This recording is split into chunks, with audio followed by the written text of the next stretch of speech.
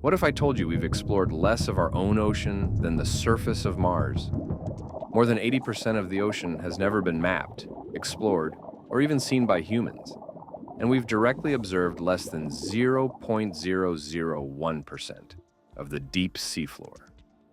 Every new dive uncovers creatures whose lineages go back hundreds of millions of years, long before dinosaurs, trees, or mammals. Researchers, deep-sea crews, even the military have all been left speechless. So what are we really sharing our planet with when some of our neighbors have survived 400 or even 500 million years of Earth's history? Let's uncover the ocean's real secrets today.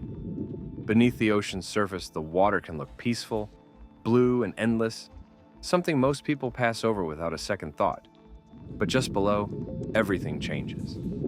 The deeper you travel, the more it feels like you are entering a realm where ancient creatures still control their territory, a place that barely cares about what happens on land.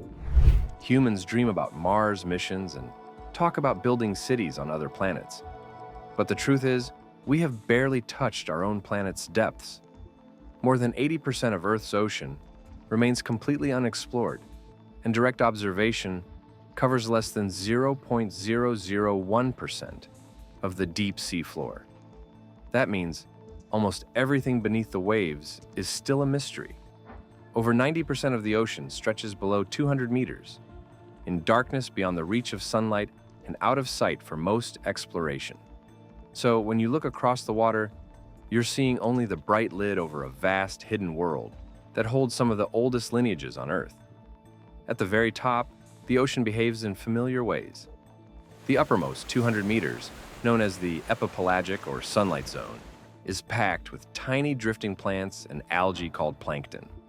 These miniature plants trap sunlight and make sugars, fish feed on them, bigger fish chase those smaller fish, and massive whales glide by, swallowing clouds of life in slow motion. Sharks, which have ruled the seas for around 450 million years, showing up in fossils long before trees existed, slice through these waters as apex predators. Even the oldest sea creatures at the surface seem approachable. Sea turtles, whose ancestors go back over 110 million years, still crawl out onto beaches. Nautiluses, which belong to a lineage that first appears in fossils more than 450 million years ago, float along in their curled shells like living relics from deep time. These animals feel like natural history icons, familiar enough to show up in documentaries, but their family trees reach back hundreds of millions of years. But drop below 200 meters and the ocean quickly becomes another world. Not just deeper, but older in an evolutionary sense. The light drops away and everything changes. This is the mesopelagic or twilight zone, stretching from 200 to about 1,000 meters deep. Here, sunlight is too weak for photosynthesis, so plants, coral reefs, and kelp forests vanish. Instead, food drifts down from above, bit by bit, in the form of dead plankton, animal waste, and flakes of organic dust. Scientists call this marine snow. For deep-sea scavengers, this falling debris is life's main supply of carbon and nitrogen. Each tiny flake carries a story. Cells that once lived in sunlight, remains of whole blooms that flashed into existence and vanished again. Animals living here have evolved long comb-like mouths or delicate threads to catch even the smallest scraps.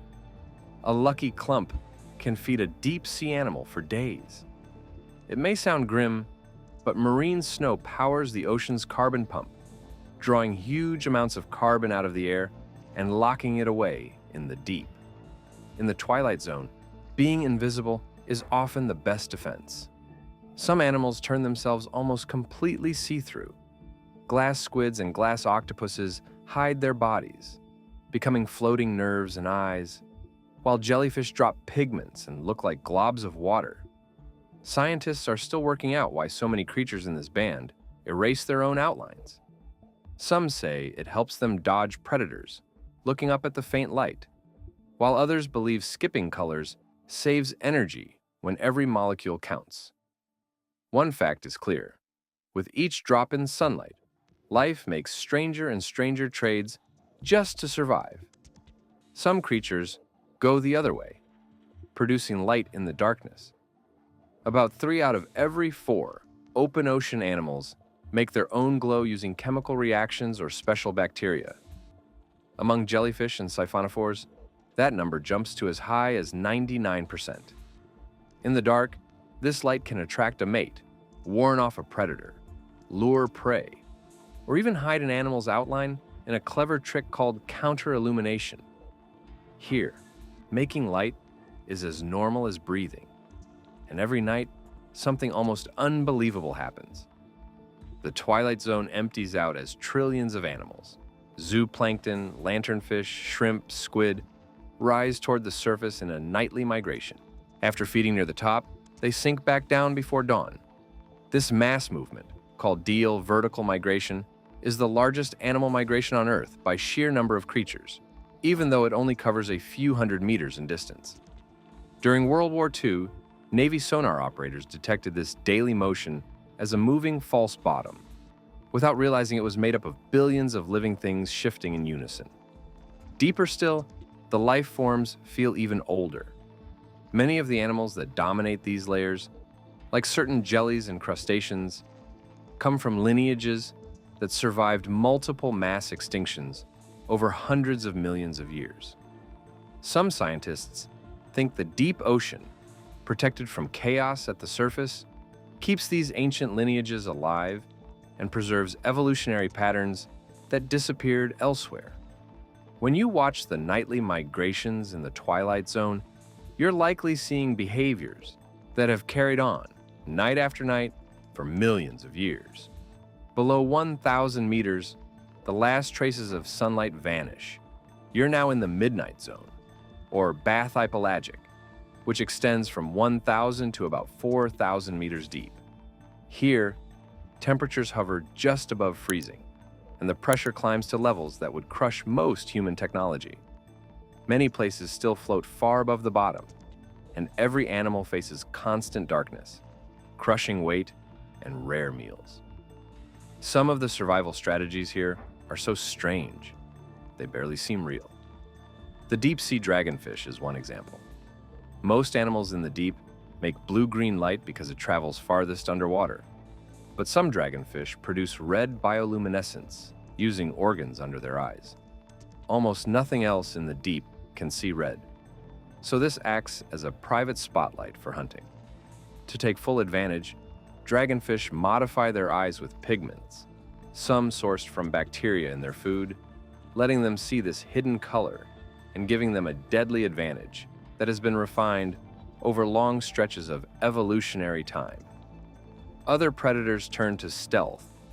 At least 16 species of deep-sea fish have skin that reflects less than 0.5% of incoming light. When lights from a submersible shine on these fish, they nearly disappear. Their special pigment cells form a shield, trapping light inside instead of reflecting it, much like Vantablack paint. In a place where a flash of bioluminescence can give away your position, turning your body into a black hole makes ambush hunting easier and being found much harder.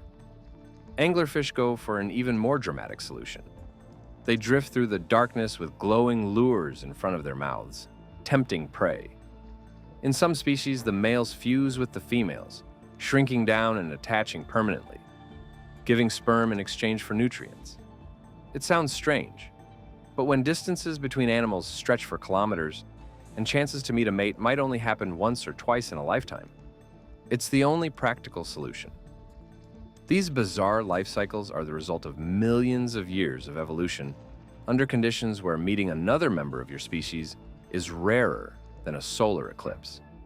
Eventually, you hit the seafloor, lying between roughly 3,000 and 6,000 meters deep, known as the abyssal zone. This area covers more than half the planet's surface. It's a world of mud, rocks, and cold that never lifts. Landmarks are few, and food arrives as marine snow or occasionally as a rare bonanza. Down here, many creatures are built on body plans that have changed very little for tens or even hundreds of millions of years. Here, animals start to look truly bizarre.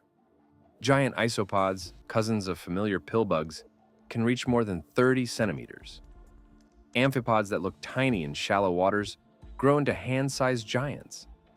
The colossal squid, one of the largest invertebrates on Earth, hunts in the Southern Ocean armed with tentacle hooks and dinner plate-sized eyes.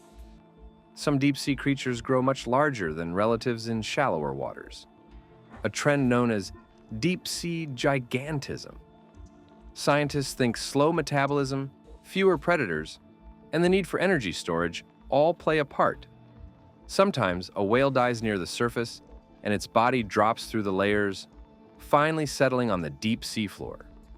There, the carcass becomes a whale fall, forming a temporary island of food that can support hundreds of species for decades.